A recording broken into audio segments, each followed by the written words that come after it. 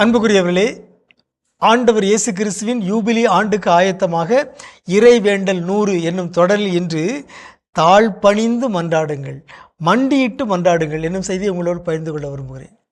நம்முடைய இறைவேண்டலில் நாம் நம்முடைய உடலை பயன்படுத்தி இறைவேண்டல் செய்ய வேண்டும், மனதால் இறைவேண்டல் செய்ய வேண்டும், ஆன்மா இறைவேண்டல் செய்ய வேண்டும், உணர்வுகளோடு இறைவேண்டல் செய்ய வேண்டும், மன வலிமையோடு இறைவேண்டல் செய்ய வேண்டும். ஒருங்கிணைந்த இறைவேண்டல், இன்டகிரேட்டட் ப்ரேயர். ஆகவே நம்முடைய இறைவேண்டல் ஒருங்கிணைந்ததாக இருக்க வேண்டும். உடலும் மனமும் ஆன்மாவும் உணர்வுகளும் மன வலிமையும் இணைந்து நாம் இறைவேண்டல் செய்ய வேண்டும். ஆகவே இந்த உடலை பயன்படுத்தி இறைவேண்டல் செய்ய வேண்டும், உடலை ஒருத்து இறைவேண்டல் செய்ய வேண்டும், உடலை கையெடுத்து இறைவேண்டல் செய்ய வேண்டும். அதிலே 3 இருக்குது.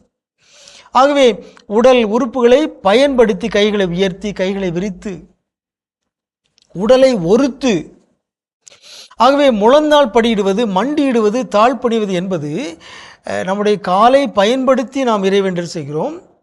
உடலை ஒருத்து முழந்தாள் படியிடும்போது கால் கொஞ்சம் வலிக்கும். ஆகவே அந்த உடலை ஒருத்து நாம் இறைவேண்டல் செய்கிறோம். ஆகவே கடவுள் முன்பாக நாம் தாழ்பணிந்து மன்றாட வேண்டும். திருப்பாடல் 99:5 சொல்கிறது, நாம் கடவுளாகிய ஆண்டவரை பெருமைப்படுத்துங்கள், அவரது அரியணையின் முன் தாழ்பணிந்து வணங்குங்கள், அவரே தூயவர். கடவுள் தூயவர். எனவே அவர் முன்பாக நாம் தாழ்பணிந்து வணங்க வேண்டும். கடவுளுடைய தூய்மையை, கடவுளுடைய மாண்பை, கடவுளுடைய மேன்மையை, ஏன் இயேசுவுடைய தாழ்ச்சியை, இயேசுவுடைய கீழ்ப்படிதலை நாம் மண்டியிட்டு வணங்க வேண்டும்.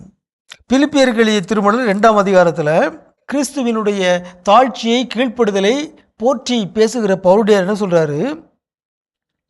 ஆகவே பிலிப்பியர் 2:10, ஆகவே இயேசுவின் பெயருக்கு விண்ணவர் மன்னவர் கீழுலகோர் அனைவரும் மண்டியிடுவர். இயேசுவின் பெயரை சொன்னாலே நாம் தலை வணங்குகிறோம், அது போதாது, மண்டியிட வேண்டும், தாழ்பணிய வேண்டும் என்று இறை வார்த்தை நமக்கு அழைப்பு விடுக்கிறது. ஆகவே நாம் தாழ்பணிந்து முழந்தாள் படியிட்டு மண்டியிட்டு இறைவேண்டல் செய்வோமாக. முழந்தாள் படியிட்டு மன்றாடுவது நல்ல பழக்கம்.